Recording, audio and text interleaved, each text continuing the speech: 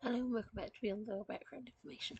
As you can hear, my voice is a little better. I'm still getting over this virus, which has been really nasty on my throat and on my chest. But we're trying to get things done, and while I've got the chance, I'm trying to record where I can. So we're doing an Angels and Demons profile again, and this is going to be a bit of an odd one because we're going to talk about the virtues, and it's going to be sort of brief really because it's another one of the lesser things, but hopefully you'll find it interesting. As always, I'll do a brief quote where someone mentions something from one of my stories, then I'll give the background information, and then I'll give a bit of a profile for the being within my yet veiled fictional universe. So hopefully you'll find it interesting.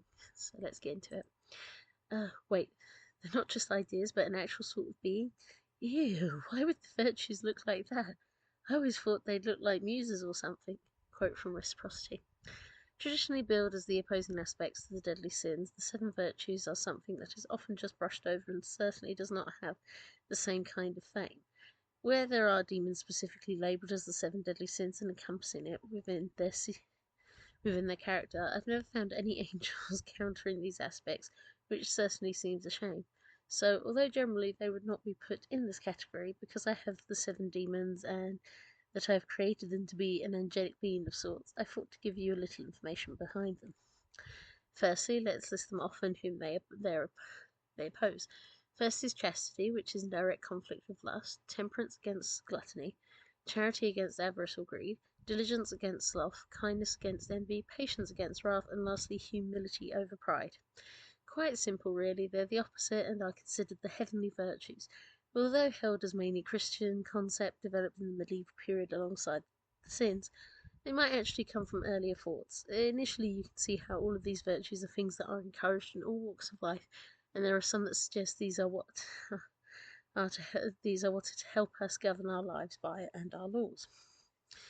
The virtues consist of two groupings. The first are the four cardinal virtues, and these are the most interesting as they predate the Church.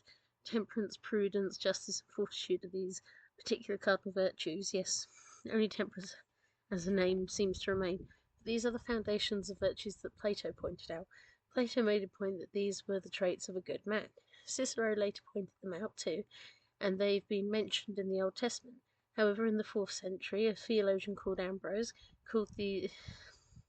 used these as the basis of what virtues should be aspired by to those practicing the Catholic faith. This was pointed out by Augustine of Hippo too, and it can be argued that acceptance of these four virtues is what has aided many people over the years to develop laws and ideals of civility and morality within humans. However, the second group of virtues are theological and things one could deem are much more on the individual scale. These were described in letters by St. Paul as love, hope, and faith, although charity has been added into this too. Now, from these, the seven virtues developed in later periods to be actively designed to counteract the seven deadly sins as ascribed by many. Thus, every person in life should aim to show kindness in place of envy, patience in place of wrath, and well, onwards. I know it's very brief and simplistic in many ways, but when the sins have been built up to be something personified, thus I thought to personify all the virtues as something else entirely, a great being that's like a well that all these feelings can come from and also improve, something distinctly spiritual and yet named in my veil universe.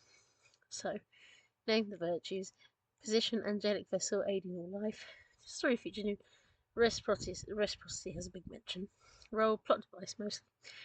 Gender, agender, description, an amalgam of physical and spiritual life forces that develop it to be a great shining blob-like form that stretches out invisible tentacles that both feed virtues into situations where beings need it, and upon the proof of these virtues leading to good things grows stronger.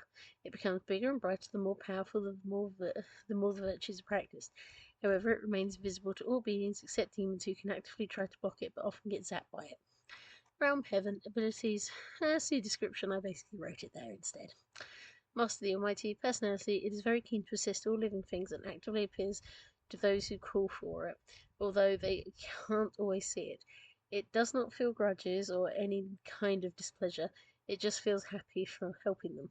Relations none. History, when the angels were cast out of heaven, that rebelled, all the angels came together at the behest of the Almighty to push their most prized virtues into one great beam that could aid the living world against the actions of the punished. They felt that this strength, these virtues, could be used to fight temptation and encourage faith in the Almighty, and thus it has existed, feeding on the virtues in practice and giving them out too.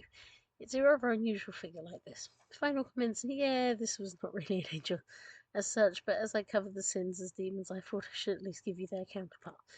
I hope you found that interesting. I know the sources are very limited on this one, but still, I hope you found it interesting. Thank you very much for listening.